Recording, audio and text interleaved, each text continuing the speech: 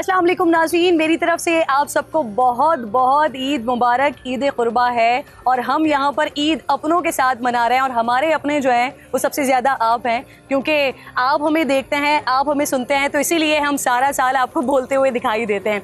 आज यहाँ पर जो हम ईद मना रहे हैं अपनों के साथ, हमने उन प्यारे लोगों को बुलाया है कि जो आपके लिए बहुत प्यारे हैं। आप इनको सारा साल सुनते हैं, आप इन्हें सारा साल देखते हैं। एक तो इस वजह से देखते हैं कि आप उनसे बहुत प्यार करते हैं, और एक इस वजह से भी देखते हैं कि आप उनसे प्यार नहीं करते या उन पर तनकीद करते हैं या उनकी बात आपको समझ नहीं आती, तब भी आप देखते हैं कि आखिर कह क्या रहे हैं। आज इस प्लेटफॉर्म पर ईद अपनों के साथ में हमने उन तमाम प्यारे लोगों को जो मेरे लिए बहुत मोअज़्ज़ज़ हैं उनको यहाँ पर जमा किया है, ताकि आज कुछ हम जानेंगे। ऑब्वियसली सब जानना चाहते हैं पॉलिटिकल सिचुएशन के बारे में, उनसे थोड़ी सी पॉलिटिकल बातें होंगी, लेकिन ज़्यादातर बात होगी कि जो ये प्यारे लोग हैं ना, वो जो टीवी पे नज़र आते हैं, इसके अलावा भी उनकी एक अपनी लाइफ होती है और उनकी ज़िंदगी आप ही जैसी होती है जो कैमरे के इस पार दिखाई देते हैं। तो आज मेरे साथ हम आगाज़ करते हैं ज़रा मेरे सीधे हाथ से। बहुत ही प्यारी अफसा कोमल मेरी कॉलीग यहाँ पर मौजूद हैं। अस्सलाम वालेकुम अफसा, ईद मुबारक। इसके साथ साथ सीनियर सहाफ़ी हैं, सीनियर तर्जियाकार हैं, हमारे बहुत ही मोअज़्ज़ज़ मेहमान हैं सलीम साफ़ी साहब, बहुत शुक्रिया। अस्सलाम वालेकुम। ईद के शोज़ में सलीम साफ़ी साहब ज़रा अवॉइड करते हैं क्योंकि बड़ी संजीदा सी तबीयत है, लेकिन बहुत ज़्यादा जब हमने इनसे रिक्वेस्ट की है तो इसके लिए आज आए हैं, उसके लिए मैं बहुत ज़्यादा शुक्रगुजार हूँ। एक और जो हमारे साथ मौजूद हैं हमारी मेहमानों में, उनके लिए थोड़ा सा टफ़ टाइम इसलिए क्योंकि यहाँ पर सारी एंकर्स फर्टिलिटी बैठी हुई है और वो एक पॉलिटिशियन हमारे साथ मौजूद हैं, तो वो आके देख रही थी कि ये क्या किया है आपने। तो हमने कहा कि ये आपके लिए थोड़ा सा टफ़ टाइम भी है और हमारे लिए भी थोड़ा सा टफ़ टाइम है कि हम सारे के सारे लोग आपसे क्या एक सवाल पूछेंगे और जवाब देने वाली आप होंगी। हमारी बहुत ही प्यारी नाज बलोच साहिबा, पाकिस्तान पीपल्स पार्टी की सीनियर रहनुमा है, बहुत शुक्रिया। अस्सलाम वालेकुम, ईद मुबारक। और मेरे लेफ़्ट साइड पर जो मौजूद हैं, पहले तो मैं बता दूं, ईद पर भी मैंने कुछ इसी तरह का शो करना था, मैंने बड़ा मज़े का शो प्लान किया हुआ था, लेकिन वो मेरे लिए इतने ज़्यादा काबिल एहतराम हैं, इतने मेरे मोअज़्ज़ज़ हैं, मेरे सीनियर हैं ऑब्वियसली, जिनको देख के हम सीखते हैं, उनकी अवेलेबिलिटी नहीं हो पाई, तो मैंने कहा मैंने शो ही नहीं करना। तलत हुसैन साहब मेरे साथ। अस्सलाम वालेकुम तलत साहब, बहुत शुक्रिया, ईद मुबारक। कैसे हैं आप? अब मेरे साथ जो एक और हमारी बिरादरी के लोग में से एक मौजूद हैं, आदिल अब्बासी साहब, सीनियर तज्जियाकार हैं, सीनियर सहाफ़ी हैं। इनको आप सुनते हैं, इनकी बात को आप शौक़ से सुनते हैं, कहीं पसंद किया जाता है और जब नहीं पसंद किया जाता तब भी सुना जाता है कि आखिर बोल क्या रहे हैं। एंकर पर्सन है आदिल अब्बासी। अस्सलाम वालेकुम आदिल, ईद मुबारक। बहुत शुक्रिया, क्योंकि मुझे पता है कि ईद का जो मौका होता है ना, वो हम सब के लिए बड़ा मसरूफ़ मौका होता है, तो उसमें से आप लोग आए, टाइम निकाला, उसके लिए मैं बहुत ज़्यादा शुक्रगुजार हूँ। अब सर ज़रा अगर हम आपसे बात शुरू करें, कुर्बानी की ईद है, लेकिन मैं चाह रही हूँ कि ज़रा हम कुर्बानी से पहले ना हम बात करेंगे कि होने क्या वाला है। ज़रा आप सबके मैं छोटे सा ओपिनियन लूँगी और उसके बाद फिर हम ईद की बातों पर चलेंगे। लेकिन उससे ज़्यादा एक और हमारे साथ हमारी सेलिब्रिटी में मौजूद हैं, जिनका काम यहाँ पर पता है क्या है कि हम अगर यहाँ पर बोर हो भी रहे हो ना, तो वो हमें बोर ना होने दें। म्यूज़िक का तड़का आज के हम इस स्पेशल शो में लगाएंगे और उसके लिए राजा हामिद अली साहब बेहतरीन सिंगर हैं, उनके साथ उनकी पूरी टीम मौजूद है। मैं आपकी बहुत बहुत शुक्रगुजार हूँ कि आप लोग यहाँ पर आए और यकीनन हमारे शो को 4 चांद आप लोग लगाने वाले हैं। अब सा क्या होने वाला है आगे? कुछ लग रहा है कुछ सिचुएशन में इस्तेहकाम आएगा या आपको लग रहा है कि ऐसे ही चलता जाएगा? ये ईद पे वैसे एक दो शुक्रिया, एक तो आपका बहुत सारा, सब जो लोग देख रहे हैं उनको ईद मुबारक। बड़ा ज़बरदस्त यहाँ पे सेटअप है, तो ये हमें ईद का मज़ा हमारा दुबाला हो गया आपके किरण प्रोग्राम में आके। खासतौर पे ईद पे ये कहा जाता है कि आपको ज़्यादा खुशी का मौका होता है, दुआ करनी चाहिए। तो बेसिकली हमारी जो ओवरऑल पॉलिसी है उसको देखते हुए लग रहा है कि अब सब इकट्ठे होकर कि इस्तेहकाम की कोशिश तो ज़रूर कर रहे हैं। सो आई थिंक दुआ जब एफर्ट की जाती है तो वो रंग भी लेके आती है। ये एक निज़ाम है दुनिया का, तो होपफुली इस्तेहकाम आए। और मसाजिद में आज दुआएं भी यही हुई हैं कि अल्लाह ताला पाकिस्तान के जो इस वक्त हालात हैं, उन हालात को अब हम बेहतरी देखें, क्योंकि 1-2 साल से बहुत ज़्यादा हो गया चीज़ें। साफ़ी साहब, सर सबसे पहले ये बता दें, क्या लग रहा है सर आपको, कुछ बेहतरी की जानिब जा रहे हैं हम, या फिर ईद के 3 दिन गुजारने के बाद फिर हम उसी डगर पर चले जाएंगे वापस? पहले तो आपको और सब देखने वालों को ईद मुबारक। ईद मुबारक टू यू टू। और फिर ये कि अल्लाह खैर करेगा क्योंकि जो अदब इस्तेहकाम का सबसे बड़ा फैक्टर था, तो इस ईद पे उसकी कुर्बानी हो रही है। अब पता नहीं कसाई बुशरा बीबी बनेगी, बुज़दार बनेगा, आज़म खान बनेगा, तो मेरे ख्याल में ईद के बाद इस्तेहकाम ही होगा। परेशान होने की ज़रूरत नहीं है। ना साहिबा, अगर आप मुझे इजाज़त दें तो पहले मैं तलत साहब से ज़रा पूछ लूँ, क्योंकि आपने तो ऑब्वियसली अपना फिर वो पॉलिटिकल जवाब ही देना है। तलत साहब पूरी सिचुएशन को मुझे क्विकली बता सकते हैं कि क्या होने वाला है? तलत साहब देखिए, एक तो वैसे नाज को आप इनकी फोरसाइट को दाद देनी चाहिए जी। आपने कहा कि इनके लिए मुश्किल पोजीशन है, लेकिन इन्होंने जिस फोरसाइट का मुजाहरा किया वो हमारे बहुत सारे एंकर्स को भी अवेलेबल नहीं थी। 2014 ऑनवर्ड्स 2017 में इलेक्शन से बिल्कुल पहले इन्होंने पीटीआई छोड़ दी, बिल्कुल। और उस स्क्रिप्ट को दोहराने की मुसीबत से ये बच गई, जो तकरीबन 90 बंदे एक ही कुर्सी के ऊपर बैठ के आजकल दोहरा रहे हैं, भागते हुए नजर आए हैं। खुदा न खासा ये भी जेल में होती और वही एग्जैक्टली। और बहुत सारे ऐसे एंकर्स जिनके लिए ये पहाड़ टूटा या साफी पहाड़ टूटा, इन्होंने पहले से फोरसाइट अपनी दिखा दी थी।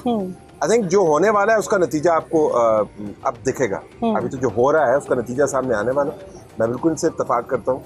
ये सारा एहतमाम जो है ये बेनतीजा और बेसमर बनाने के लिए नहीं है, तो बानतीजा और बासमर होगा जो प्रोसेस चल रहा है। मेरे ख्याल में इमरान खान के खिलाफ जो केसेस हैं वो मंतकी नतीजे पर पहुंचेंगे, जो उनके लिए गैर मंतकी होगा लेकिन केसेस का मंतक होगी। मुझे लगता है वो डिस्क्वालीफाई होंगे, मुझे लगता है उनकी पार्टी टूटेगी, मुझे लगता है कि परवेज खटक साहब बड़े मुतहर्रिक होंगे। तो ये सारा कुछ जो है वो लग रहा है। ईद के बाद के हालात उनके लिए ठीक नहीं है। ईद के बाद के हालात उनके लिए ठीक नहीं है। आदिल, आप भी यही समझ रहे हैं? बिल्कुल, मेरा भी यही ख्याल है, क्योंकि वो इन मामलात को खुद इस हद तक उन्होंने पहुंचाया है ना, उसमें किसी और का कसूर नहीं। जो लिबर्टी उन्हें हासिल थी, जो बैकिंग सपोर्ट उन्हें हासिल थी, शायद पाकिस्तान की हिस्ट्री में किसी पॉलिटिशियन को इस तरह एक्स्ट्रॉर्डनरी सपोर्ट दी गई हो रियासत की तरफ से, तो उसके बावजूद जिस किस्म के कार्ड्स उन्होंने खेले हैं, तो he is heading towards disaster. मेरा ख्याल है वो अपनी पॉलिटिक्स को बहुत एक ऐसे दहाने पे ले गए जहाँ से वापसी का रास्ता नहीं है। और ईद गुजर जाएगी, लेकिन उनका वो सपोर्ट देने वाले इस ईद पे वो गाना तब्दील करके के रोल भी गए और चस्पी नहीं आई है, वो गा रहे हैं। अच्छा नहीं, वो मैंने एक और भी चीज़ की थी, जब मैंने मुसलसल साहब इन लोगों को जाते हुए देखा ना, तो मैंने एक ट्वीट भी की थी। जब इमरान इस्माइल साहब जा रहे थे तो मैंने कहा यार अब समझ आया कि वो जो गाना था रोक सको तो रोक लो, वो किस बारे में था। रुकने का नहीं है। आपको क्या लग रहा है मैडम, सिचुएशन आप लोगों के हक में कुछ बनती हुई? कुछ ऐसी खबरें हैं, वैसे कुछ बातें हैं ऐसी कि सिचुएशन शायद अब आप लोगों के हक में बन रही हैं। सिटिंग हो गई है, उसके बीच में आपने एक सियासतदान को बुलाया है, तो मुश्किल सिचुएशन तो आपने बना दी है, लेकिन कोई बात नहीं। आपका जरदारी साहब की पार्टी से ताल्लुक है और आपका नारा है कि एक जरदारी सब पे भारी है, लेकिन एक नाज जो है ना वो सब पे भारी है। हमें किरण की भी फोरसाइट को दाद देखें, या तो फिर भी दोनों है तलत साहब। अगर आप मेयर अपना बनवा सकती है ना तो हमें भी संभाल सकती है। देखिए फिर तो मज़ा जो है हम कराची वालों के लिए तो दोबारा इसलिए हो गया कि मेयर कराची जो है वो पाकिस्तान पीपल्स पार्टी के ज्वाला बना है। ये एक बहुत बड़ी कामयाबी है। आप सियासी सूरत हाल की बात कर रही हैं तो मैं समझती हूँ कि सियासत में इंतशार और नफरत की गुंजाइश नहीं होती, और अगर कोई जमात कोई सियासी जमात का लेबल लगाकर अगर सियासत में इंतशार के जरिए पॉपुलैरिटी का दावा बोले तो उसकी शेल्फ लाइफ बहुत कम हो जाती है, और यही कुछ हुआ पीटीआई के साथ। तो ये जो हाउस ऑफ कार्ड्स की तरह जिस तरह शटर होकर गिर गई पीटीआई, अपने पैरों पे खुद कुल्हाड़ी मारी, इन्होंने नफरत के बीच हुए। और रवैयों की जो बात होती है, पाकिस्तान पीपल्स पार्टी ने हमेशा रवैयों के ऊपर जो है गौर किया। हमने हमेशा बर्दाश्त और टॉलरेंस की बात की। और सबसे पॉजिटिव बात यह है कि बिल्कुल मैं आपकी ईद के शो को सियासी शो नहीं बनाना चाहती, लेकिन एक अच्छी बात है और अच्छी चीज़ें हमें सबसे सीखनी चाहिए। और इस वक्त आप देख रहे हैं कि जिस खूबसूरती से youngest foreign minister Bilawal Bhutto साहब पाकिस्तान की इमेज बिल्डिंग दुनिया भर में एज ए फॉरेन मिनिस्टर कर रहे हैं। ये वाली जो आपने अदम बर्दाश्त वाली बात की ना, वैसे मैं इसी स्पेशल शो में वो अदम बर्दाश्त पे भी बात करेंगे। बिलावल हाउस से सबसे ज्यादा गोश्त आएगा। गोश्त पे आधा बकरा। अच्छा वो तलत साहब वो भी तो होता है ना कि एक रान आपकी और एक रान हमारी, रान ना आ जाए पूरी। 2 रानों के बराबर बयान है इनका। मैं आपको ये बता दूं कि दोस्त who know me and my family background सबको पता है, मैं पीपल्स पार्टी बेबी। मतलब मैं जिस घर में में पैदा हुई हूँ तो उस घर वो घराना ही पीपल्स पार्टी का मेरा था। बल्कि आज इनफैक्ट कुछ सालों के लिए गुम गई थी बीच में, फिर दोबारा से वापस आ गई। मैं आज ही अपनी टीम के साथ ये डिस्कस भी कर रही थी जब नाज साहिबा का पता लगा था। तो जिस वक्त नाज साहिबा पीटीआई में थी, उस वक्त जब ये मेरे शो में आई थी, मैंने इनसे पूछा था कि आप पीटीआई में आप हैं क्यों, अगर आप पीपल्स पार्टी को इतना आइडियलाइज करती हैं। शायद आपको याद हो तो ये बहुत ज्यादा आइडियलाइज कर रही थी। अब हम जरा कुर्बानी की तरफ आ जाते हैं फाइनली, क्योंकि लोग जो है ना वो गोश्त वोश्त बांट के, और अब बारबेक्यू का वैसे हमारी भी तैयार हो रही हैं अभी यहाँ पर, हमारी नहीं हमारे जानवरों की वो जो बोटियाँ हैं वो तैयार हो रही हैं यहाँ पर। गोश्त क्या करती हैं, खुद तकसीम करती हैं या घर वालों के ऊपर रिस्पॉन्सिबिलिटी होती है? ये तो मुझे देखने वाला कोई भी बता सकता है। में जाती हैं और फिर मस्जिद में खुद ही जाके गोश्त देती हैं। बिल्कुल ठीक है, ट्रे हाथ में रखी होती है ऊपर कपड़ा डाल के। नहीं, लेकिन मैं ये कह, क्योंकि बहुत सी लड़कियां आमतौर पे आपको नहीं ये ख़वातीन से सुनने को मिलता, लेकिन मैं बचपन से बहुत ज़्यादा इन्वॉल्व होती थी। मुझे ये इस तरह के एक तो ईद वगैरह जो मौके होते हैं जहाँ पे सबको आपस में मिलते हैं रिश्तेदार वगैरह, वो मुझे वैसे ही बहुत पसंद है। मुझे आज भी मेरे घर वाले कहते हैं कि तुम बिल्कुल बच्चों की तरह ईद पे एक्साइटेड होती हो। तो अभी हालांकि इतनी प्रोफेशनल लाइफ में आ गए, वो जो 3-4 दिन है उसमें ज़्यादातर, पहले मैं जब कराची में काम के लिए रहती थी तो तब मैं अगर ड्यूटी पे है आप ईद पे तो तब तो सो के गुजारा टाइम, जब फारिग टाइम आपको मिल रहा है। लेकिन मैं अब क्योंकि ये जो अपॉर्चुनिटी है जिसमें मेरी फैमिली मेरे बहुत करीब है, मैं उसको बहुत ज़्यादा, I think I am the one person who the most excited. गोश्त डिस्ट्रीब्यूट करती है, लेकिन गोश्त पे याद नहीं, मैं बचपन में मेरा बहुत ज़्यादा रोल था कुर्बानी के अंदर, वो इस तरीके से था। मैं अभी अक्सर मैं ईद के शोज पे जिक्र करती हूँ, छुरी पे हाथ फेरती थी। मैं I used to be that person with my brother, इसलिए मैं ज़्यादा इसमें लीड लेके ज़्यादा फख्र करती थी, क्योंकि माय फादर वो जरा थोड़े से वो एक्टिविस्ट थे एनिमल क्रूरल्टी के खिलाफ वाले हमेशा से, और हम बच्चे उनके ऑपोजिट हो गए, मैं और मेरा भाई। तो हम दोनों सबसे ज्यादा एक्साइटेड होते थे बकरा ज़िबा होने में, वो तमाशा ना माफ करें, लेकिन बाकी क्योंकि देखें एक सुन्नत इब्राहिमी, मंडी गई वैसे जानवर लेने जब मैं खरीदने के लिए मैं और वो जो बच्चे करते हैं कि रस्सी पकड़ के गायें और बकरे घुमा रहे गलियों में, नहीं वो वाला भी नहीं था, लेकिन मुझे आई थिंक दैट क्योंकि अब्बू जिस चीज से डरते थे हंटर वाली बना दी है। अब वो जानवर भी चला रही है, गोश्त भी डिस्ट्रीब्यूट कर रही है। ईद पर एक्साइटमेंट है ना, खाल भी उतारती है। You will be very interested to know only कि मैं जो कुर्बानी ज़िबा होने का वो मौका होता है उसमें मैं बहुत ज्यादा पार्टिसिपेट करती थी बचपन से। ये लोग बहुत हमारा एक बकरा रह गया यार, आप आगे करवा दें कल, जिस तरह आपने तफसील से बताया। एक रह गया है अभी। साफी साहब का खर्चा बहुत है, उसके असिस्टेंट का खर्चा भी बहुत है, तो मैं आपसे उतने मौसमी कसाई, हाँ अब सब मौसमी कसाई, मौसमी मैं असिस्ट कर सकती हूँ कसाई को, गुड असिस्टेंट, वो चीजें इधर उधर। साफी साहब क्या करते हैं सर, मर्द हज़रात का तो ज्यादा रोल होता है ना कुर्बानी की ईद पर, तो आपकी इन्वॉल्वमेंट होती है या आपके घर वाले ही देख रहे होते हैं, आप बिल्कुल दूर दूर पीछे पीछे? सच्ची बात ये मेरा इतना रोल नहीं होता, बस बड़े भाई के यहाँ सब कुछ हो रहा होता है, अक्सर हमें सब कुछ तैयार मिल जाता है। तलत साहब खुद क्या बनाते हैं आप? मैं सिर्फ बातें बनाता ईद वाले दिन भी?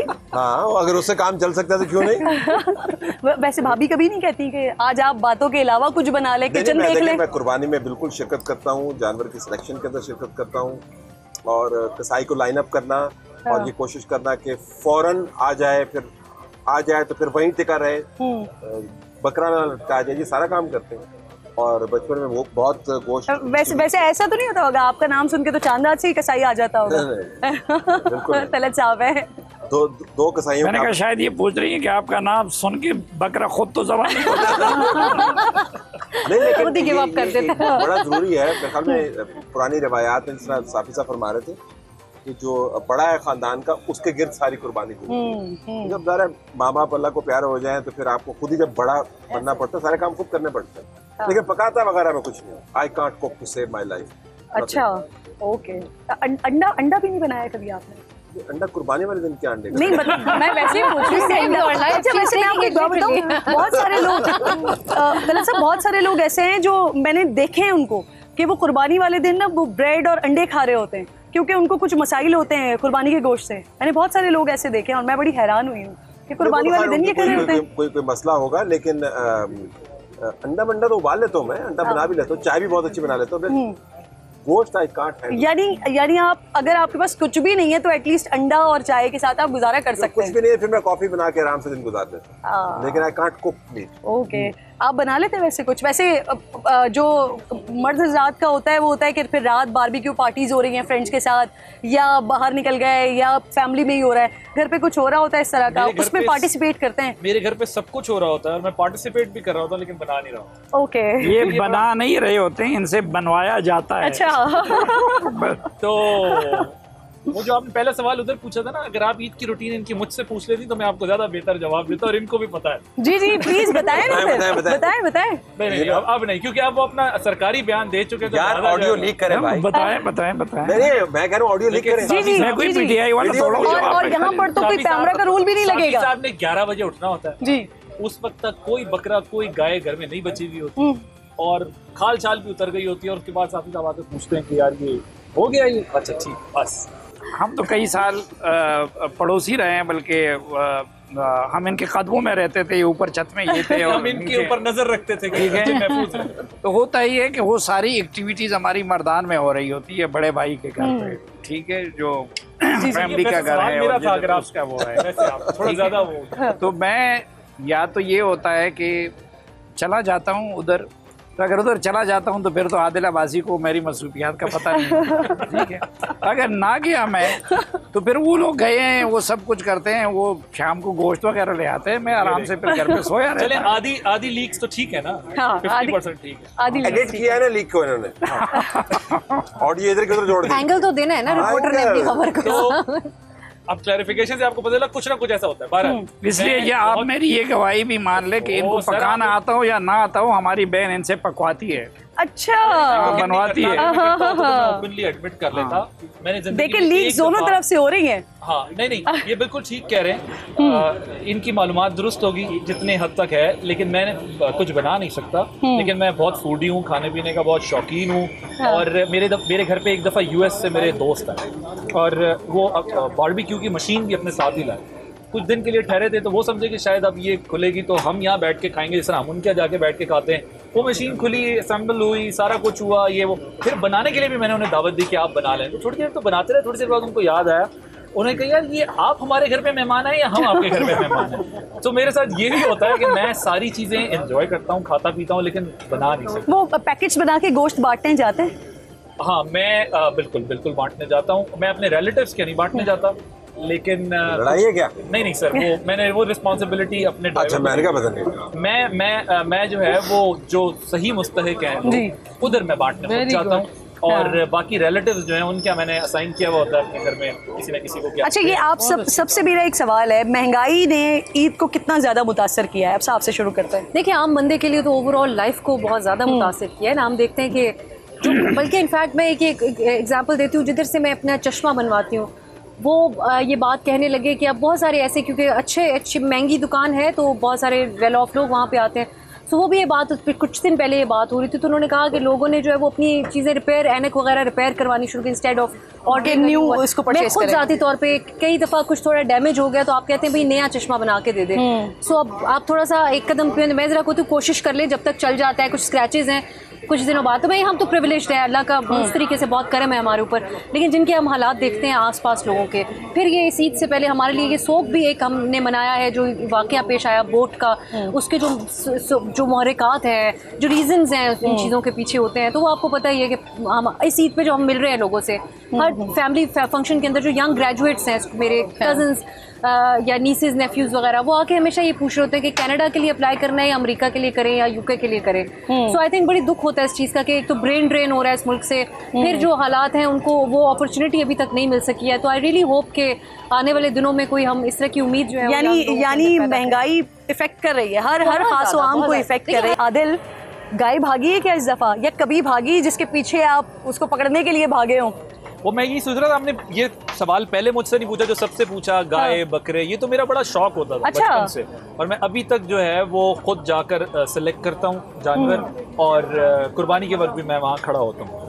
भागी कहती है, अब लोगों की भगा देते थे। अच्छा। हाँ, क्योंकि एंटरटेनमेंट नहीं, मजा नहीं आता था ना बचपन में, तो जाहिर है अपनी नहीं भाग रही होती थी, दूसरे की भगा, दौड़ भी कुछ ना कुछ दौड़ भी लगाते होंगे पीछे। हाँ, दौड़ तो शायद नहीं लगाते थे, गाय भाग जाए उसके पीछे क्या दौड़ खाइए कभी वैसे खोली इसलिए होती थी कि भाग जाए। वैसे इस ईद पे तो जानवरों से ज्यादा पीटीआई वाले भाग रहे हैं, कभी असद उमर भाग रहे होते हैं, कभी शाह महमूद कुरैशी भाग रहे होते हैं, कभी फवाद चौधरी भाग रहे होते हैं, और वो कुर्बानी आगे बचने के लिए तो भागने से याद आया कि आप देखें जो लोग भाग रहे हैं, मेरा मतलब है जो गाय भाग जाती है उसके पीछे तो फिर क्या भाग गई तो वैसे कभी वो गाय लात वात भी मार देती है ना। आदिल तो बता रहे हैं कि आपने दूसरों की गाय भगाई खोल देते थे। हाँ, ये तो खुद भाग रहे हैं, इनको कोई नहीं भगा रहा, ये खुद रोज ना रोज। ये भी आपका हुस्न नजर है। पक्की बात है वैसे, ये पक्की बात है।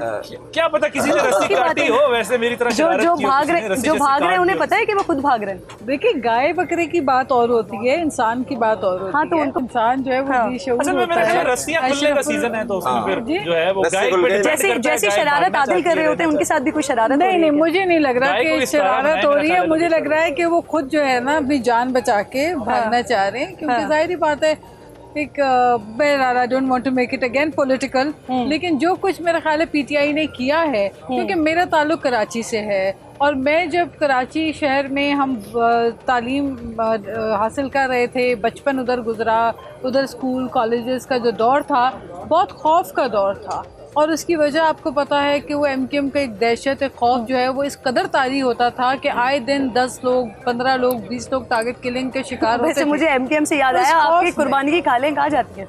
जी नहीं, कुर्बानी की खालें मैं तो मदरसे में हमारे जमा करवाते हैं, जहाँ पे कितने साल मदरसा है, काफ़ी अरसे से, शुरू से हमारा यही सिलसिला। नहीं कभी वैसे वो एमकेएम वाले लेके गए? नहीं, बड़ा दौड़ था उनका, आ जाते थे कुर्बानी की खाले? नहीं हमारी तरफ नहीं आते थे, लेकिन बहरहाल बहुत सौ के जाते भी होंगे। लेकिन मेरा मकसद कहने का ये है कि उस खौफ वाले जो खौफ का जो असर था कराची में वो एक मुश्किल से टूटा। उसके बाद हम समझे कि अब कोई ऐसी पार्टी नहीं है जो डंडे के जोर पे या गोली के जोर पे लोगों को अपने जो है फैसले मुसल्लत करने पे मजबूर करे। लेकिन फिर वो ट्रेंड आपने देखा कि फिर पीटीआई वही खौफनाक ट्रेंड लेकर आई। तो मेरा ख्याल है कोई भी अक्ल और दानिश रखने वाला शख्स या कोई जिम्मेदार शहरी अपने आप को मंसूब नहीं करना चाहता किसी दहशत गर्द रवैये के साथ या इंतशार पे मबनी पॉलिटिक्स के ऊपर। अब वो जो आदिल ने एक बड़ी इंटरेस्टिंग बात की है ना जानवरों की खरीदारी के हवाले से, तो मुझे याद है तलत साहब मेरे अपने घर में तो नहीं है ये मामला, क्योंकि जब तक शादी नहीं हुई थी तो तब तक तो बिल्कुल नॉर्मल कुर्बानी की गायें आ गई और वो हो गई कुर्बानी।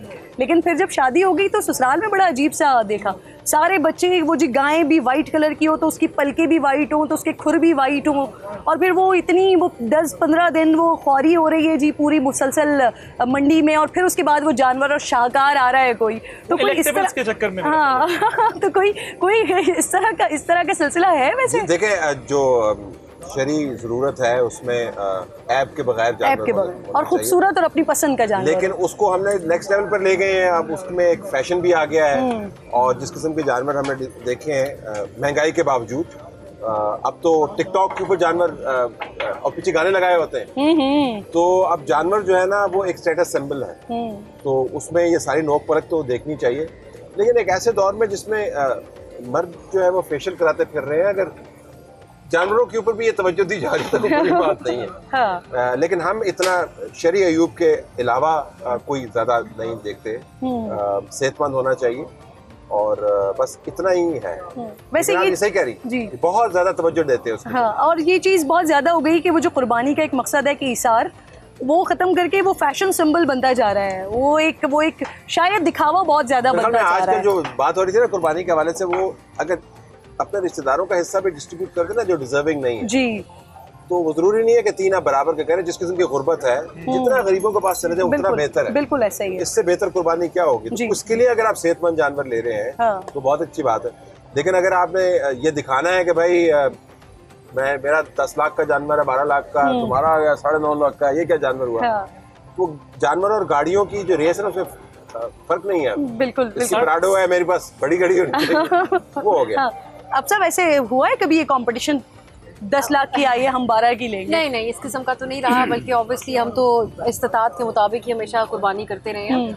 लेकिन ये जो बात तल्ला साहब भी कह रहे हैं, मैं समझती हूँ शरई माहिरीन इसके ऊपर ज़्यादा बेहतर बात करेंगे, लेकिन ये जो 3 हिस्सों वाली बात है ना, ज़्यादातर ऑब्वियसली जो डिज़र्विंग है उनके पास जाना चाहिए। तो मैं समझती हूँ उसके ऊपर अगर कोई बात मजहबी तौर पे हो कि 3 हिस्सों की अगर कोई इसके ऊपर है कि कोई ममानियत है, अगर उसके अगेंस्ट आप जाते हैं तो ज़्यादा जितना हो सके उतना ज़्यादा जो असल मुस्तहिकीन है उन तक पहुँचाया जाए, ये एक होता है। बाकी मैंने ये रिसेंटली मुझे जानने को मिला, एक मजहबी टॉक टीवी पे शो चल रहा था, उसमें कि जो खूबसूरत हो जानवर वो भी देखना चाहिए आपको, हाँ, you know, कि बिल्कुल। आपको खुद आपकी कोई अपनी है। पसंद का होना चाहिए, बिल्कुल, शरई अब उसमें वो एतबार से। रेसिस्ट वो जो आप बच्चों को बता रही है व्हाइट हो सब कुछ, वो तो जरूरी नहीं खूबसूरत तो कुछ भी हाँ, कोई भी रंग बिल्कुल, खूबसूरत बिल्कुल। होता है, बट आई थिंक और जानवर मेरे ख्याल में मुझे आज तक कोई जानवर ऐसा नहीं जो खूबसूरत ना लगा हो। हाँ, पिछले कई सालों से मैं देखती हूँ, हम कई दफ़ा उसकी खबरें भी पढ़ रहे होते हैं कि जी 2 दांत का जानवर बता के बेच दिया, 4 दांत का जानवर बता के बेच दिया, वो बेचारा छोटा था, उसकी कुर्बानी भी हो गई। साफी साहब, आपके साथ हुआ है कभी किसी चूना लगाया है किसी ने?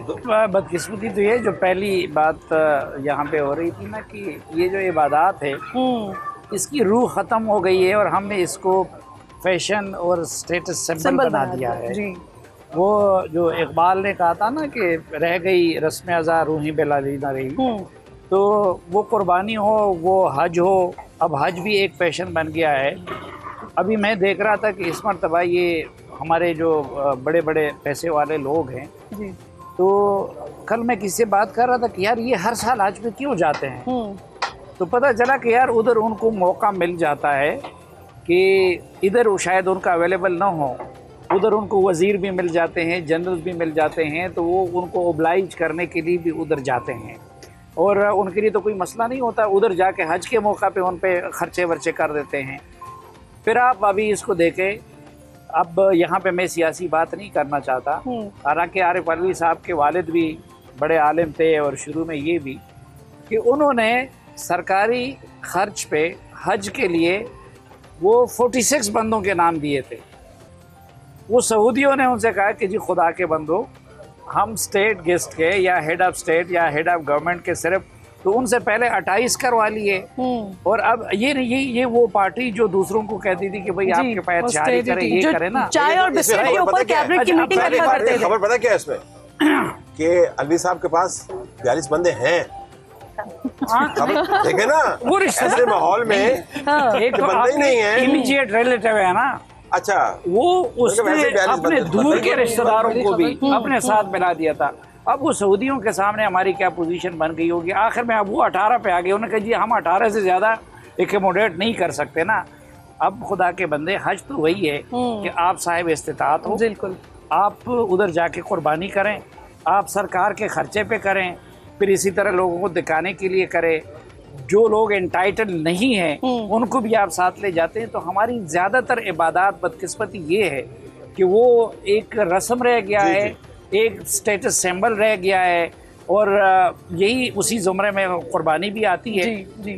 तो मैं तो अब ये कहता हूँ कि बहरहाल जो असल उसकी रूह है उसके मुताबिक उसको लाना चाहिए। और इस मुआशरे की ज़वाल की एक वजह ये भी है कि हमारे यहाँ हर चीज़ की सिर्फ रस्म और ज़ाहिरी शक्ल रह गई है। नमाज हो, रोज़ा हो, ये चीज़ें हों या इबादत हों, और उसकी रूह को हमने ख़त्म कर दी। हाँ सर, अब वैसे आपने बात बिल्कुल सही कही कि हमारे पास ना ये एक बहुत बड़ा मसला हो गया। और जो कुर्बानी होती है ये एक तो सुन्नत इब्राहीमी, और सिर्फ इसमें फिर वो जानवर की कुर्बानी नहीं होती, आपको अपनी अना की भी कुर्बानी देनी पड़ती है। ईद का रंग लगा हुआ है, यहाँ पर माहौल बना हुआ है। एक छोटा सा जल्दी से ब्रेक लीजिए क्योंकि ब्रेक भी ज़रूरी होता है। ब्रेक के बाद वापस। और इसी दौरान क्योंकि हम टिक्का बोटी का टेस्ट चेक कर रहे थे, तो उसी दौरान ना कुछ एक शरारती सी वो शायरी की आमद हुई अचानक से किसी गाने के ऊपर, तुम्हें फास्ट फूड की क्रेविंग भूल जानी पड़ेगी, टिक्का बोटी को मिंट सॉस लगा के तो देखो। जबरदस्त। ये अचानक से आई है। साफी साहब, वैसे मैंने जी करते हैं इसको ट्राई करते हैं ना। हाँ, क्योंकि वो बड़ा इनके जो लिरिक्स हैं उसके अंदर से सियासी जो जुमले हैं वो हाँ जी मनाने का और जी, नाराज जी, होने जी, का जी। और तुम्हें क्या मिल गया और जी, मेरा क्या जी। खो गया, सियासी तौर पर जो उसका पैगाम था मैं उस तरफ तवज्जो दे रहा हूँ। कौन किससे कह रहा है नाराजगी? मुझे लगता है कि ज़मान पार्क और पिंडी के दरमियान कोई डायलॉग हो रहा है। I was about to say something, लेकिन अब कह दिया नहीं, आप एक जवाब दीजिए। ईद का मौका है। ये मोहब्बत और दिल लगी का फर्क तो समझा दीजिए। वो कहते हैं ना कि तुम्हें दिल लगी भूल जा रही है। मैं समझा दूं सर? हाँ, मैं तो सारी जिंदगी आपको उस्ताद समझता हूं। मोहब्बत का है दिल लगी का? सर मोहब्बत मोहब्बत माशाल्लाह, तो दिल लगी का आप समझा देना। जिंदगी का तो सर तकरीबन पाकिस्तान समझा हुआ है कि दिल लगी ये कोई 2.5-3 साल की होती है, 3.5 साल इसकी मैक्सिमम एज होती है। 4 साल तक भी कभी चली जाती है, लेकिन 5वें साल तक नहीं जाती। दैट इज कॉल्ड दिल लगी। दिल लगी बंदा बेशक हैंडसम हो, वो मतलब हैंडसम भी कितना हैंडसम रहेगा? जिस तरह जवाब आपने मैंने दे दिया, इस उसको तरह उतना जब देखा जितना देखा जा सकता था, लेकिन फिर भी 2 आंखों से कितना देखा जा सकता था। वाह वाह वाह वाह।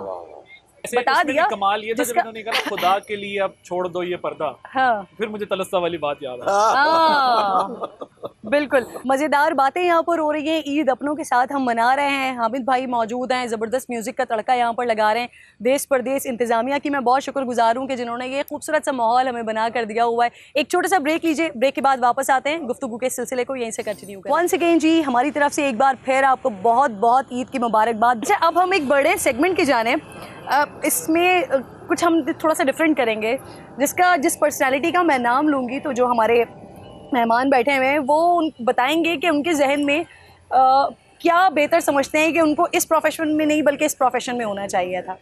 साफ़ी साहब, मौलाना फजलुर रहमान साहब, क्या होना चाहिए था उनको? बिजनेस मैनेजर होना चाहिए। Business manager. Sir, Bilawal Bhutto Zardari साहब? मेरे ख्याल में एक्टिंग करते तो अच्छा होता। Bilawal Bhutto. Well, I disagree with साफी साहब। हाँ, ये आपने बिलावल भुट्टो इनसे पूछ लिया? हाँ। ये कहेंगे वजीर खारजा के बजाय उन्हें वजीर आजम होना चाहिए। ये सवाल आपने गलत पूछा। सुप्रीम लीडर भी कहा जा सकता है। वैसे सियासत की फील्ड ही नहीं ऑप्शन में आ रही। नहीं, मैं आपको एक बात बताऊं, ये वजह नहीं कि मैं पीपल्स पार्टी में हूँ इसलिए, जाहिर है, लेकिन ये वजह थोड़ी होगी। ये तो हकीकत है कि लेकिन मैं आपको ये बताऊं कि मेरा डेफिनेटली पहले एक सियासी जमात से मैं वाबस्ता थी जी। बहुत फ़र्क है। हाँ, मुझे बिलावल भुट्टो के अंदर जो है ना, he is what he is, he can not fake. एक जो नहीं, हमारे तो ऑप्शन में पॉलिटिक्स है नहीं ना। नहीं, देखिए, जो आप अदाकार जो है वो शख्स बनता है जो फेक कर सके, जो किरदार निभा सके, जो एक्ट कर सके। चले वो जो क्या नहीं है, वो क्या हो सकते थे? जी, तो मेरे ख्याल है he is very much realistic person. जो वो है, उनकी एक शख्सियत है, he is very clear about it. पूरा बकरा गया अब इनके घर। अब बताएं आप, अब बता देना। अगर ना होते तो क्या होते? प्रोफेसर होते, बास्केटबॉल प्लेयर होते, टेनिस प्लेयर होते। आप प्रोफेसर कह रहे हैं, दुनिया का सबसे मुकद्दस पेशा है। Professor, I think he would really have taught well. Yes, he is a very good orator. He speaks very well. He has very good skills. बोलने की सलाहियत है। तो कुछ ऐसा शोबे में होते जहाँ जो है वो बात आपने चाय पिलाना, मैंने आपकी मुश्किल आसान की। आदिल बताइए जी। मरियम नवाज। मेरा ख्याल है कि मरियम नवाज अगर पॉलिटिशियन ना होती तो फिर किसी फोर्स में होती, क्योंकि उन्हें असर्ट करना आता। ओके। उस्मान बुज़ार साहब, तलल साहब, उस्मान बुज़ार, अगर वो ना होते, उनको वो क्या होना चाहिए उनको? वो क्या है? देखिए, वो उनको खिताब दिया गया जो बाद में गलत साबित हुआ। लेकिन पहले मुझे आप ये बताएं कि वो क्या है, ताकि मैं आपको ये बताऊं कि अगर ये ना होते तो वो क्या होते। बता देता हूँ आपको। मेरे ख्याल में मुकामी तौर पर खेती बाड़ी कुछ कर रहे होते, और गाड़ियां जो मिलती थी उनको, उनका पेट्रोल वगैरह कहीं भी इकट्ठा कर रहे होते और या बेच रहे होते। फिर वही कर रहे होते जो चीफ मिनिस्टर बनने से पहले कर रहे थे। राना सनाउल्लाह। राना साहब जो है वो, देखिए, सियासत में तो होते तो पुलिस में होते हैं, पुलिस में ही होते थे। देखिए, जो उनका वो बिल्कुल देखने में एक ऐसी उनकी जो पर्सनालिटी है, वो सबसे ज्यादा फिट आती है पाकिस्तान में पुलिस के अंदर ही। उसके अलावा मुझे नहीं पता, आप लोग ज्यादा बेहतर बता सकते हैं अगर कोई और उनके लिए प्रोफेशन हो सकता है। राना सनाउल्लाह साहब को पुलिस मैन होना चाहिए था। अफसा ने कहा अभी भी पुलिस के सरबराह है, अभी सरबराह है, लेकिन वो एक्चुअली पुलिस दूसरे लेवल पे। ये पंजाब में पुलिसिया लगती है। साफी साहब, अली अमीन गंडापुर। अली अमीन गंडापुर पहले भी उन्होंने एक्टिंग में तमाज़माई की थी जी। हाँ, और उनके भाई ने भी की थी। तो वालिद साहब तो उनके रिटायर्ड मेजर थे। तो वैसे पीटीआई की तो सारी सियासत एक्टिंग ही होती है, लेकिन वो चूँकि पहले इसमें तमाज़माई भी कर चुके थे। किसमें? एक्टिंग में। तो मैं उनके लिए भी वो सजेस्ट करूँगा। एक्टिंग तो वही सूट करता है उनको। हाँ। तो अब क्या शहद की दुकान खोल दे तो यही ये मुनासिब प्रोफेशन होगा। ये आप काफी देर से सोच रहे थे कि उन्हें क्या खोलना चाहिए, तो आपने ये बार-बार इसरार करके जवाब जी क्या बता दिया, जवाब दिया उन्होंने। चौधरी शुजात। चौधरी शुजात साहब मैच मेकर होते, अच्छा, करवाने वाले। और क्या? आपने अंग्रेजी में मैरिज ब्यूरो। चले मैं उर्दू में बोल दूं? वो ज्यादा अच्छा, वो जो है ना वो लोगों को जोड़ रहे हो। अच्छा ओके। अपने खानदान को तोड़ दिया आप कह रहे हो। नहीं, उधर भी कोई टूटा है खुद, उन्होंने तो पूरी कोशिश की ना टूटे। बल्कि अभी वो जोड़ा कुछ दिनों पहले गए भी थे ना खानदान को जोड़ने के लिए। अभी वो जेल भी गए हुए हैं, वो Yes. जोड़ना जा रहे हैं। 10-12 घंटे का रिलीफ दिलाने की अभी भी कोशिश करते हैं।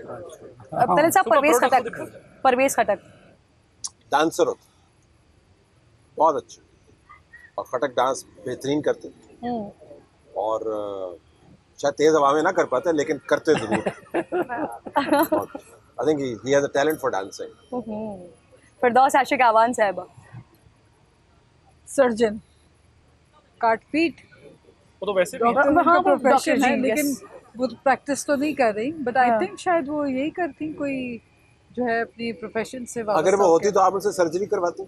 मैं नहीं करवाती, लेकिन शायद वो अपने अहले इलाका जहाँ से वो हर दफा आ जाती हैं। आप अहले इलाका को मशवरा देती कि इनसे सर्जरी करवाएं?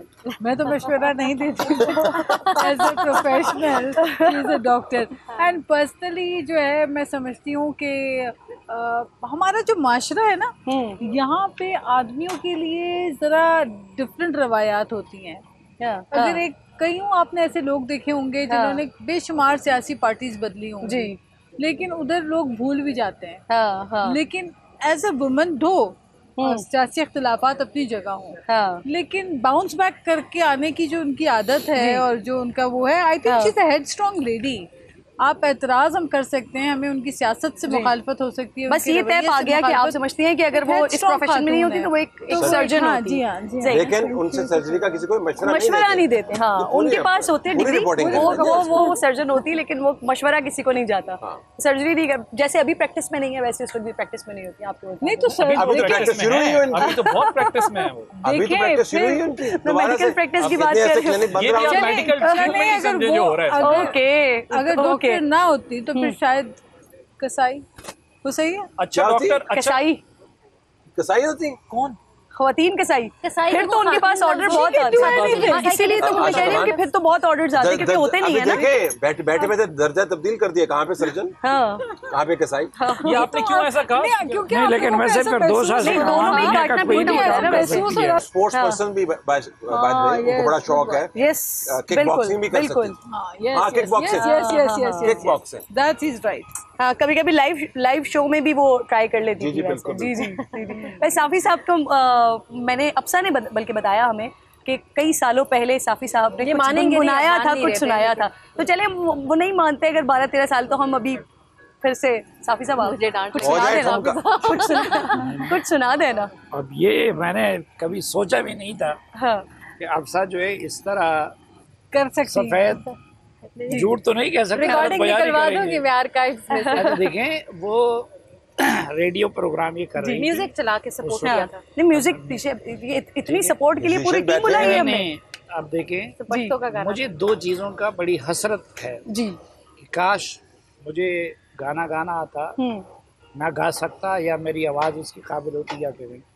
और दूसरा एक्टिंग का, मैं रत्ती भर एक्टिंग नहीं कर सकता, मैं रत्ती भर गा नहीं सकता, लेकिन मैं म्यूज़िक का इंतहाई दिल दादा हूँ और सुनता हूँ जी, और थोड़ा बहुत अच्छे बुरे म्यूज़िक का वो शूर भी रखता हूँ। मैं फारसी का बात समझ ना भी आया बेहतरीन म्यूज़िक सुनता हूँ। मैं पंजाबी का मसलन मेरा पसंदीदा गाना नुसरत फतेह अली खान का है, मैं जगजीत को सुनता हूँ, मैं मेहदी हसन को सुनता हूँ, गुलाम अली को सुनता हूँ। वो तहतुल लफ्ज़ में ही कुछ सुना दे, जो गाना आपको पसंद है वो तहतुल लफ्ज़ में सुना दे। इब्रारुल हक और इस तरह के लोग गाते हैं, नच पढ़ना, इन चीज़ों से मुझे कोई वो नहीं है। नहीं, इब्रारुल हक से आपका मसला ये सिर्फ नच पजाबन की वजह से या कोई और मसाइल भी वजूहात? ये सारे मसलन मैं इस चीज़ को, ये जो उछल कूद है ना, देखिए म्यूजिक सुनने की चीज़ थी, एक तो इन लोगों ने उसको देखने की और उछल कूद की चीज़ बना दी। दूसरा ये है कि वो जो उसकी शायरी होती है, उसका जो लैंग्वेज होता है, अब ये जितने नाम मैंने आपको लिए, आप मेहदी हसन को देखे, गुलाम अली को देखे, नुसरत फतेह अली खान को देखे, तो शायरी का भी कोई मायार होता था, बाकी उनके कंडक्ट का भी कोई मिसरा सुना दें जो आपको पसंद हो। अफसा नहीं कर रहे, मैंने आपको गा के ना सुनाया, ऐसे ही सुना दे, शेर के तौर पे, शेर के तौर पर सुना दे, तहतुल लफ्ज़ में सुना दे। मैंने आपको बताया कि मेरे पसंदीदा आइटम्स में जी, अगर उर्दू का हो तो उसमें जगजीत की कई चीज़ें पसंद है, हुजूर आपका भी कहीं एहतराम करता चलूँ। दूसरा वो कागज़ की कश्ती, इस तरह की और भी बहुत सारी वो उसकी है। बस इन्होंने इतना ही कहा होगा मेहदी ना, तो हसन आप की गुलों में रंग भरे, साफी का अंदाज़ गुफ्तगू बाहर जो है ना, वो सुरीला है। ठीक है, उसका आपने वो समझा कह होगा कि सकता गाना गा रहे हूँ। पश्तों में आ जाएं तो आपको कई नुसरत फतेह अली खान का मैंने आपको बता दिया कि वो पसंद है। अच्छा, आप तो ईद का यकीनन दिन अच्छा आ जाए गाती हो। तो। बिल्कुल भी नहीं आपकी किरण, आवाज़ आपको बहुत तो ये प्यारी अच्छा, है। हमें पता है कि आप बहुत अच्छा गाती हाँ, हैं। लेकिन मैं तो Really? उसको क्योंकि मैंने और पोस्टों नहीं किरण के गाती। साथ काम भी किया हुआ है, तो I know she आपकी sings वैसे very well। साफी की मतलब नाच पहले भी जो बहुत अच्छी रिपोर्ट करती हैं किरण। है वो रिपोर्ट कोई इतनी जामे साबित नहीं हुई। उन्होंने रेडियो में अब आपने उनकी I तरफ रुख tried मोड़ा to है। get that recording, but radio साबित में आपको गलत साबित करने के म्यूजिक लिए। से रिलेटेड शो कंडक्ट भी किया है। हाँ। इनकी आवाज भी प्यारी है, तो ये बिल्कुल गा सकते सर, जल्दी से कुछ ये सुना काम दें। इनसे मैं गाना करवाना बल्टाया आपने, बहुत अच्छा, अच्छा कुछ मैंने बल्टाया। आज शेर तक में सुना अकेले में दें। भी, मैंने आज तक अकेले अगर में, कोई शेर लेकिन मैं आता है सिंगर्स तो- आपको फेवरेट बताती हूँ हाँ। अपने। ना, इन्होंने आप अभी गाएं। अबरार हक की इन्होंने बात की, देखिए थोड़ा सा स्टाइल डिफरेंट, पंजाबियों का एक डिफरेंट स्टाइल होता है, उनका एंजॉय करने का तरीका स्टाइल डिफरेंट होता है। आई डोंट, यहाँ हार्डकोर पंजाबी आई थिंक और नहीं है, तो I would like to defend them, क्योंकि अबरार, अच्छा आप तो है ऑफ कोर्स सर, लेकिन अबरारुल हक जो है वो, उनका मैं समझती हूँ उन जैसा परफॉर्मर बहुत कम है पाकिस्तान के अंदर, उनकी सियासी पॉलिटिकल साइड से किसी को हालिया इख्तलाफ परफॉर्मेंस से भी उसमें आप मुतासर हुए उनके। वो जबरदस्त परफॉर्मेंस हाँ, थी वो वो जो उन्होंने की। UK कैमरे वाली। पे की, जी। उनका सांस फूल इससे गया। हमें पता फिर चला मुस्कान अदाकार भी टूट बहुत गई। अच्छे हैं, लेकिन आई फिर थिंक वो वो बोल बहुत भूल गए। अच्छे, हाँ एज अ सिंगर वो जो स्टेज के ऊपर होते हैं, समझ वो वाला एक्टिंग वीडियो की उन्होंने सलाहियत अभी कुछ दिन पहले प्रेस अबरारुल हक का कोई शेर चलो हम मिसरा कोई याद हो। परफॉर्मेंस की फरमाइश नहीं करेंगे, हम सिर्फ कहते हैं कि ये गुनगुनाएं गाएं, हाँ। ये गा सकती है। Can't sing at all। ये गा अच्छा, सकती है। ये साफी साहब ने बड़ी आप अच्छी एक बात प्लेट बताई में कि से अगर वो ना होते तो आप barbecue सिंगर, ले आए। क्योंकि Thank you so singing much। का आपको शौक रहा है, लेकिन आप इससे गाते पहले नहीं। वैसे अगर एंकर ना होती तो क्या होती? हमारी तरफ आए। एंकर ना होती तो मैं वैसे तो आर्ट से रिलेटेड, कोई आर्ट से रिलेटेड ही कोई चीज़ कर रही हाँ। होती। मुझे बहुत ज़्यादा ये लगता है कि या मैं कोई पेंटर होती, या फिर इसके अलावा मैं कोई एक्टिविस्ट होती, हाँ। क्योंकि अब मैं जो मेरी जॉब है या जी। जो मेरा प्रोफेशन है, उसके अंदर एक्टिविज्म आप कर नहीं सकते, उसकी हाँ, कोई गुंजाइश हाँ, नहीं है। हाँ। ऑब्वियसली ह्यूमन राइट्स वगैरह की चीज़ों पे हम करते हैं बात, लेकिन मैं अगर झूठ आप बोल के- एक्टिविस्ट होते तो 9 मई पे आप क्या करते? जो ये तो नहीं पता आप क्या करती, लेकिन आगे से क्या होता है ये 10 मई को क्या होता उसका हमें पता नहीं, है। तल्ला साहब आपके ख्याल में वो एक्टिविस्ट थे जिन्होंने 9 मई को वो सारे उनका ख्याल था कि वो एक्टिविस्ट थे। अच्छा, ये खैर वो मेरे उनका ख्याल में, ख्याल मुझे था। तो लगता है वो बहुत पम्प्ड और बहुत ज़्यादा जो है वो इस तरह के जज्बाती किस्म के जो है वो पॉलिटिकल अपने आप को वर्कर्स थे, तो गैर जज्बाती एक्टिविस्ट कौन सा होता है? एक्टिविस्ट और वर्कर में भी तो सर मेरी नज़र में थोड़ा फर्क अरे, होता मिस है। है। एक्टिविस्ट जो है वो किसी पॉलिटिकल पार्टी की वजह से नहीं वो एक्टिविज्म कर रहा होता है। तले साहब, आप, मुझे लगता है अगर आप इस शोबे से ना आपका ताल्लुक होता तो शायद आप क्रिकेट में, क्योंकि मेरी टीम ने बताया है कि हमारे जो टूर्नामेंट्स होते हैं वो तक तलत साहब जितवा रहे होते हैं। तलत साहब जबरदस्त क्रिकेट ये मैंने खेलते हैं। आपकी टीम को कहा था कि मेरे बारे में ये कहे। तो बहुत शुक्रिया मैं बाद में जिन्होंने ये अपनी बात टीम से की है। पूछूंगी कितने पैसे लिए उन्होंने तलत नहीं, साहब से। नहीं। पहले आप मुझे बताएं। अगर मैं ना होता तो मैं सिर्फ ट्रैवल कर रहा हूँ। क्रिकेटर ना होते, That's it. क्रिकेटर Travel ना and- होते, नहीं, वज़ीर आज़म बनने का शौक नहीं। I never wanted to be a cricketer. Cricket तो एक पैशन है, एक गेम, हाँ। स्पोर्ट्स आपको चाहिए, लेकिन मैं ट्रैवल करता और लिखता सिर्फ। That's it. ओके, आदिल आप क्या कर रहे होते अगर एंकर ना होते? I wanted to become a cricketer, मेरा बड़ा पैशन था, लेकिन थोड़े अरसे में मुझे पता चल गया कि ये काम जो है वो मेरे बस का नहीं, लेकिन मैं क्रिकेटर बनना चाहता था, बिल्कुल बहुत शौक था। ना साहिबा, आपका क्या इरादा होता या समझती है बचपन से शायद सोच रही होती? चाहते हैं जब क्रिकेटर। बचपन से लॉ, अच्छा, okay. कानूनदान। Yeah, I mean, my father is a lawyer and he's been a lawyer throughout his life. Though he's also been a politician and minister throughout Bhutto Saab's cabinet. लेकिन ये कि उन्होंने मुझे हमेशा बड़ा शौक रहा इस चीज़ का कि मैं या तो लॉ एक प्रैक्टिस कर रही होती, something related to that. सही, Because सही। by Something related to nature law आप करती? कानूनदान जो नहीं, आज मैं अगर आप मार्शल लॉ करती तो मार्शल लॉ ये लॉ का हिस्सा है ना ये। मार्शल लॉ के खिलाफ तो मेरे वालिद ने जेलें काटी हैं, तो हमने वो चीजें all देखी type हैं। of law except for martial law. Yes. Talat साहब, कोई शायरी अगर मैं आपसे सुनना चाहूँ, हमारे देखने वाले अगर आपसे सुनना चाहें। मैं शेर को रिटेन नहीं कर सकता, मेरी एक कमजोरी, लेकिन अच्छी शायरी को मैं अप्रिशिएट कर सकता हूँ। अच्छा, अभी आपने मोहब्बत की हो, उस वक्त के वो शेर आपको याद हो? नहीं, मेरे शायराना किस्म की मोहब्बत का मैं कायल हूँ, मैं बड़ी अमली किस्म की मोहब्बत का कायल हूँ, वो मैंने बहुत की। एक से जाहिर जाहिर है, मतलब तो एक ही जिंदगी में एक मोहब्बत का क्या फायदा? जिंदगी है क्या, मोहब्बत काफी सारी होनी चाहिए। और ये वैसे बहुत बड़ी मिथ है कि आप एक से ज्यादा लोगों से मोहब्बत नहीं कर सकते। ये हमने रिवायत बनाई हुई है। दिल सबका करता है, मौका किसी को कम कम मिलता है, कि जिनको मिलता है उनको मुस्तफीद होना चाहिए। शेर मुझे याद आया है, और वो शेर जो है वो बूझे तो जाने किसके ऊपर है। जॉन एलिया शेर है? नहीं आपने पूछना है, आप सुना तो दे तो हम मैं कहते शेर हैं सुना कि रही किसके हूँ। ऊपर है। मैं भी बड़ा अजीब हूँ, इतना अजीब हूँ कि बस खुद को तबाह कर दिया और मलाल भी नहीं। क्या बात है। ये जॉन एलिया का शेर है जो उन्होंने बहुत पहले कहा, लेकिन वो आज के दौर ये में ज़मान पार्क पे लगना चाहिए। ये उनके बारे में उन्होंने कहा है जिनका हम नाम भी नहीं ले सकते, लेकिन हम नहीं ये उनके साथ इसलिए नहीं आता कि उन्हें बहुत मलाल है, ठीक है। जॉन एलिया को मलाल नहीं था, उन्होंने शोहरी तौर पर किया था। इन्होंने कभी शोहरत के नशे में आके, कभी अमेरिका की बैकिंग के नशे में आके कर दिया, और उनको इतना मलाल है कि तरत साहब जानते होंगे कोई दिन उधर मिन्नत तरले के लिए किसी को भेजे बगैर नहीं गुजारते। तो ये उन पे सादिक नहीं आता। मलाल है। इतने जानवर नई ईद पर कुर्बान हुए होंगे जितनी उन्हें दरखास्तें भेजी हैं। ओह आदिल और को उधर शेर से सुना उनको रहे। ये जवाब मिलता है कि भैया अगर आपको मलाल है तो जाके शहबाज शरीफ से बात करो और उनसे बात करो। ये उन पे सादिक नहीं आता है। शेर के बारे जितना कोई इन लोगों ने शेर ना सुनाने के चक्कर में टाइम लगाया ना, मैं आपको 10 सेकंड में वो शेर सुना के जो है वो एक सेगमेंट आगे बढ़ा। आप उस सवाल से अपने आप को ना बचाए जो तलत साहब ने जवाब दिया, वो सवाल उनसे तलत साहब पूछे। हमारे सीनियर हैं, गुरु हैं जन मीडिया के। तलत साहब ने बहुत अच्छे तरीके से एक्सप्लेन किया। वो ये कहना चाह रहे थे गालिबन कि मोहब्बत आपको बार बार हो सकती है, गुजारा आप किसी किसी के साथ कर सकते हैं। मोहब्बत हो बार बार। गुजारे वाला लफ्ज़ मैंने जैसे मैंने कुछ ये आपने, चूंकि आप ससुराल में ईद गुजारनी है, आप उनको मेरे तवस्सुत आप अपना जुमला फिट तो कर रहे हैं, आप- मैंने ऐसी कोई बात नहीं की।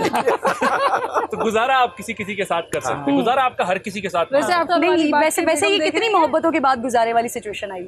नहीं, मतलब मेरा ये ख्याल है कि कोई कंपेनियन आपका हर बंदा नहीं बन सकता। बता दे कुछ नहीं Companionship होगा। जो है वो हो आपकी सकता है किसी वो किसी के साथ होती है। मसरूफ मोहब्बत तो होना आपको देख रही हो शो, बता अब दे। सिरक रहे हैं, अभी सिरक रहे हैं, वो पंजाबी में कहते हैं बच मोड़ दो। तो इस मोड़ से बचे, ये आप मुश्किल तरफ लेके जा रही है आपको। लेकिन वो जवाब दे यार, किस चीज का जवाब देना है? जो सवाल उन्हें आपका पूछा। क्या सवाल है? गुजारा कितनी मोहब्बतों के बाद। नहीं, मेरा तो पहली दफा ही अल्हम्दुलिल्लाह बेहतरीन गुजारा हुआ। अच्छा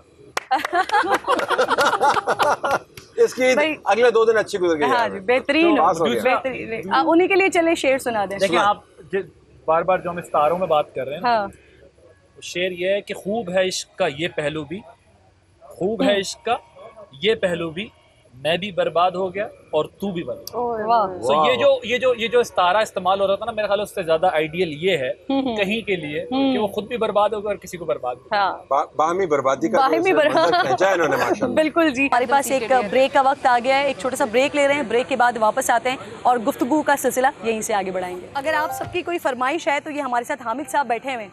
अगर आप कोई फरमाइश करना चाहें ईद के मौके पर, और फिर उसके बाद आपकी इजाज़त से साफ़ी साहब रैपिड फायर की तरफ जाने देंगे ना मुझे?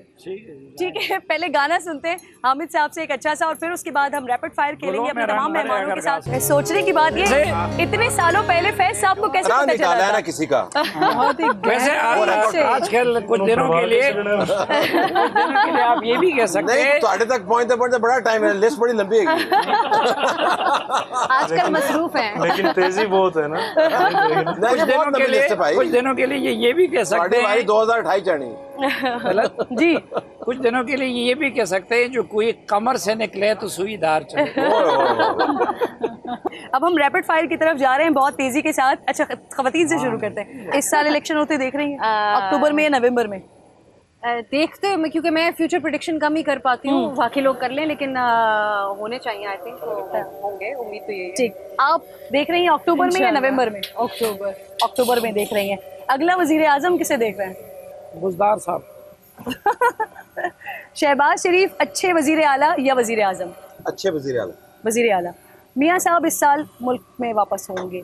मुझे लगता है अगर इलेक्शन होना है तो फिर अगर बिलावल वजीर आजम बनते हैं तो क्या ये आसिफ अली जरदारी साहब सदर होंगे? वो मुल्क से बाहर ही होंगे कहीं। बताइए कौन होगा सदर? आसिफ अली जरदारी साहब। देखिए ये तो वक्त बताएगा, लेकिन ये है कि रैपिड फायर है। हाँ I नहीं have no idea about it. Okay, chairman PTI मुल्क से बाहर चले जाएंगे अब साहब? अगर जाने दिया तो चले जाएंगे, और ऑप्शन बड़े कम है उनके पास, जेल जाए या मुल्क से बाहर जाए। तो जो उनसे पहले वाले करते रहे हैं वो शायद वही तरीका अपनाएंगे। साफी साहब, आपसे भी यही वाला रैपिड फायर? नहीं, बाहर जाने में एक आरिफ नकवी के केसेस, इस तरह की चीज़ें बरतानिया या अमेरिका अफोर्ड कर सकते हैं, तो उधर आरिफ नकवी का केस जो है उनकी राह में रुकावट है, बरतानिया में भी और वहाँ पे भी, और सऊदी अरब उनको कबूल करने के लिए तैयार नहीं है, इसलिए मुझे लगता है उनको मौजूदा तनख्वाह पे ही काम करना पड़ेगा। सही। ममनून हुसैन या आरिफ अलवी, बेहतर सदारत किसने की तलत साहब? ममनून हुसैन। सर आपकी राय में? यही सवाल है मेरा भी। यही सवाल है आपका भी। so much for asking this easy आप question. पोला पोला मैंने कहा आपकी तरफ भी। जी ममनून। ममनून हुसैन। क्योंकि उन्होंने सब कुछ किया, उन्होंने लोगों को, कौम को हाँ। मनसबे सदारत पर बैठ के दांत साफ करने के तरीके नहीं बताए। और एक और बात भी है कि वो जैसे थे वो हाँ। वैसे ही थे। ये नहीं था कि पहले साल में एयरपोर्ट में क्यू में खड़े हुए थे और आखिरी साल की दास्तान साफी साहब सुना रहे हैं कि 45 अफराद का काफिला लेके हज पे गए। कप्तान से गलती कहाँ हुई, सिलेक्शन में या सियासी फैसलों में? दोनों में। दोनों में। तलत साहब आपसे भी सेम सवाल। क्या चीज? कप्तान से गलती कहाँ हुई है, सियासी फैसलों में हुई है या सिलेक्शन में हुई है? सिलेक्शन की अपनी टीम की? अपनी टीम की।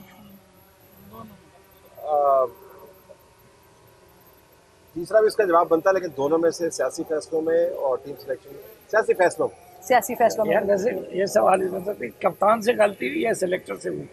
वो मैं कह रहा था कि इसका असल जवाब कुछ और बनता है, लेकिन इस ऑप्शन में तो बस यही है। बिलावल या आसिफ अली जरदारी, दोनों में से बेहतर सियासतदान कौन है साफी साहब? कौन है साफी साहब? जरदारी साहब। जरदारी साहब। और सियासतदान, सियासतदान, नॉट लीडर। जी जी।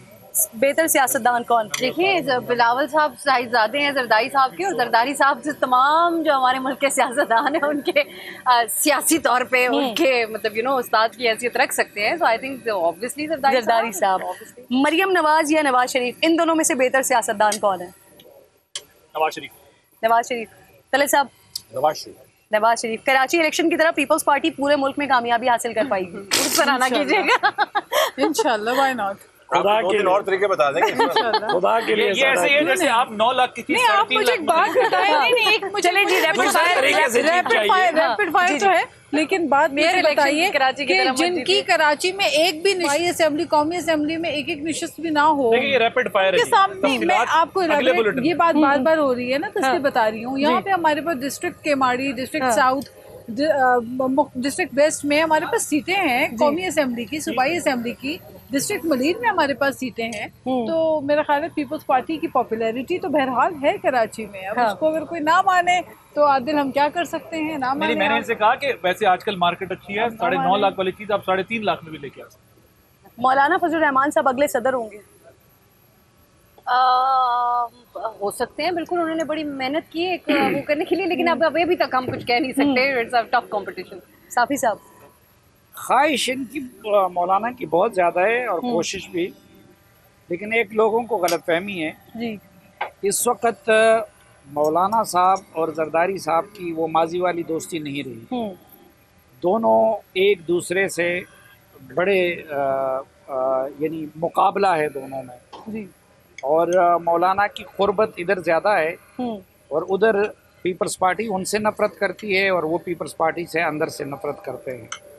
तो इस मनसब के लिए जरदारी साहब और मौलाना दोनों में मुकाबला होगा। देखते सूटेबल कौन होता है ज़्यादा? नहीं हो सकता है इन दोनों में से कोई भी ना बने। अच्छा, सही। हाँ तले साहब जी, मौलाना साहब अगले सदर हो सकते हैं? मेरा नहीं ख्याल, लेकिन ज़ाहिर इसमें और भी बहुत सारे फैक्टर्स हैं। हाँ। अगर उनको केपीके के अंदर हुकूमत नहीं मिलती तो शायद सदारत उनके लिए खुल जाए, लेकिन अगर वहाँ पर अकोमोडेट होते हैं तो फिर सदारत का उम्मीदवार कोई और हो। आदिल? मौलाना साहब मुझे कोई हैरत नहीं होगी अगर वो सदर पाकिस्तान बने। अगर बन जाते हैं तो? माजी में कई लोग बनते हैं। हाँ। इसमें कोई हैरानी की बात। और आपकी क्या राय है नाज?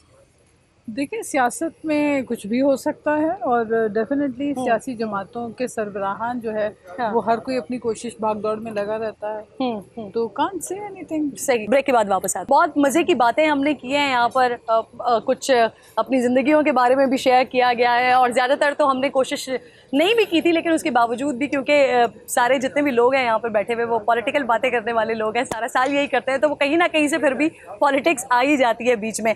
बहुत मज़ा आया, लेकिन मैं ये चाहती हूँ कि क्योंकि ये तमाम वो लोग हैं जिनको सुना जाता है, जिनको फॉलो किया जाता है। तो ये कुर्बानी की ईद है और कुर्बानी की ईद पर यकीनन इनके मैसेजेस जो हैं वो बहुत ज़्यादा इम्पॉर्टेंट होंगे उन लोगों के लिए जो सुनना चाहते हैं या जिन तक वो मैसेज पहुंचने चाहिए। साफ़ी साहब, आपका कोई मैसेज ईद कुर्बा के हवाले से? हम अगर सच नहीं बोल सकते तो झूठ भी ना बोले। हमारी कौम वैसी तो मजमूई झूठी कौम बन गई है। सही। अब सा जो हमारे हुक्मरान हैं, मैं उनके लिए ये कहना चाहती हूँ कि आप लोग जो है वो नफ़रतें, बदला लेना और मकाफ़ात अमल का प्रचार करना जो है वो उसको एक तरफ अल्लाह ताला के ऊपर छोड़ दें और दूसरी तरफ ये है कि हमें जो है अमन का, दोस्ती का पैगाम देना चाहिए और ये जो तासुब और लिसानियत और नफ़रत है इससे अपनी जान छुड़ानी चाहिए। ख़ास तौर पे जो नौजवान नस्ल देख रही है उनको कहना चाहती हूँ कि अपने अंदर नफ़रतें और तलखी को कम करें और मोहब्बत और प्यार बांटें। ना साहिबा, आपका क्या मैसेज है ईद कुर्बा पर? मेरा मैसेज यही है कि मयाना रवैया इख्तियार करें अपने रवैयों के अंदर भी, अपनी रोज़मर्रा की ज़िंदगी में। और ये पैगाम सिर्फ सियासतदानों के लिए नहीं है, ये हर पाकिस्तानी के लिए है। सही। और अपनी एक जो अंदाज़ ज़िंदगी है उसमें सादगी पैदा करें ताकि जहाँ हम फजूल खर्ची कर रहे होते हैं वहाँ पे बहुत सारे मुस्तहिक लोगों को उनकी बुनियादी ज़रूरियात जो है उनको मुहैया हो सकती हैं उन पैसों से। तो मेरा ख्याल है सादगी, मयाना रवि, ये मेरा पहला पैगाम। और दूसरा पैगाम यह है कि अमन का पैगाम फैलाएं, नफ़रतों के जो बीज है वो ना बोएं, चाहे वो कोई आम सिटीज़न हो चाहे वो पॉलिटिशियन हो। नफ़रत और इंतकाम जो अब सब बात कर रही हैं इसकी गुंजाइश किसी माशरे में नहीं होनी चाहिए। तलत साहब? 2 लफ्ज़ों पर ही है जी, बांट दो बस। ग्रेट। आदल? मेरा ये मैसेज है लोगों के लिए, बिकॉज अब पाकिस्तान के जो हालात, जो सिचुएशन हो चुकी है, इस तरह हमारे यहाँ इन्फ्लेशन जहाँ पहुँच चुकी है और जो ओवरऑल सिचुएशन है अभी, इस ईद पर ही मेरा मैसेज लोगों के लिए ये होगा कि आप ईद कुर्बान पे अपने रिश्तेदारों से ये जो मीट है ना ये बार्टर ना करें। उनको कहते हैं आप हमारे घर ना लाएं, हम आपके घर नहीं लाएंगे, और जितना भी गोश्त आपके घर में वो तमाम आप उन गुरबा में तकसीम कर दें। जो अफोर्ड नहीं कर पा रहे हैं इस वक्त हो चुका है, लोग महीनों नहीं खा सकते। तो मेरा ख्याल है एक तो कुर्बानी के एस्पेक्ट से तो मैं ही है, और मेरी नॉर्मल प्रैक्टिस भी मेरी यही रहती है कि मैं तमाम गोश्त तकसीम करूँ। दूसरी बात ये कि सियासतदानों को कोई मशवरा देने की जरूरत नहीं है। इन्हें कोई भी मशवरा तो उन्होंने काम फिर वही करना होता है जो इनसे किसी ने करवाना होता है। बिल्कुल, ये समझदार लोग। सियासतदानों के लिए तो बहुत सारे मशवरे आ गए हैं, लेकिन माशरती एतबार से ईद का मौका है गो के, लेकिन हम वाक़तन बहुत मनफी होते जा रहे हैं। हमारा सच जो होता है या जो हमें सही लगता है वो सही लगता है, लेकिन जो दूसरे की राय होती है या जो दूसरे का सच होता है वो हम सुनना भी बर्दाश्त नहीं करते, वो हम पसंद नहीं करते। और उसके बाद जी प्लीज़, अगर उड़ना नहीं आता तो फिर पंगा ना लिया करें। सही। इसका अगला जुमला बहुत खतरनाक है, मैं ऐड भी नहीं कर सकता। तलत साहब ने 2 जुमलों में 2 मैसेजेस दिए हैं और बड़े काम के मैसेजेस दिए हैं। एनीवे जी, मैं ये बात कर रही थी कि हम माशरती तौर पर बड़े मनफी एक रवैया हमारा हो चुका है। हम अपना सच सब पर थोपना पसंद करते हैं लेकिन किसी का सुनना पसंद नहीं करते। तो ज़रा अपने अंदर ये वाली एक सिफ्त पैदा की जाए कि सामने वाले की बात को भी उसी तहम्मुल के साथ सुना जाए जो जिस तरह आप अपने आप को समझते हैं कि हाँ जी जो मैं बात कर रहा हूँ वो सही कर रहा हूँ। तो यहाँ पर जितने भी लोग बैठे हैं अपना अपना ओपिनियन रखते हैं और ये वो ओपिनियन रखते हैं और वो ओपिनियन मेकर्स हैं कि जो आगे हमें फिर नज़र आ रही होती हैं, चीज़ें होती हैं। अपनी अनाओं की कुर्बानी दें। सबसे इम्पॉर्टेंट चीज़ ये है कि कुर्बानी के जानवर तो आप ज़िबा कर रहे हैं लेकिन जो अना है उसको कुर्बान नहीं करें। तो कोशिश करें इस बार अनाओं की कुर्बानी दें, हो सकता है कि कुछ बेहतरी लगे। मैं भी अपने लिए कोशिश करती हूँ और आप लोग भी कोशिश करें। बहुत बहुत शुक्रिया एक बार फिर आप तमाम लोगों को, बहुत सारी ईद मुबारक। आई नो कि आप तमाम की अपनी अपनी मसरूफियात होंगी। साफ़ी साहब आपका बेहद शुक्रिया, आपका बेहद शुक्रिया, ना साहिबा आपका बेहद शुक्रिया, तलत साहब thank you so much, Adil बहुत बहुत शुक्रिया आपका कि आप लोग यहाँ पर प्रोग्राम में आए और 4 चांद लगाए आज के प्रोग्राम को। आप लोगों को पसंद आए तो फीडबैक ज़रूर दीजिएगा। मेरी तरफ से, मेरी टीम की तरफ से अल्लाह निगहबान।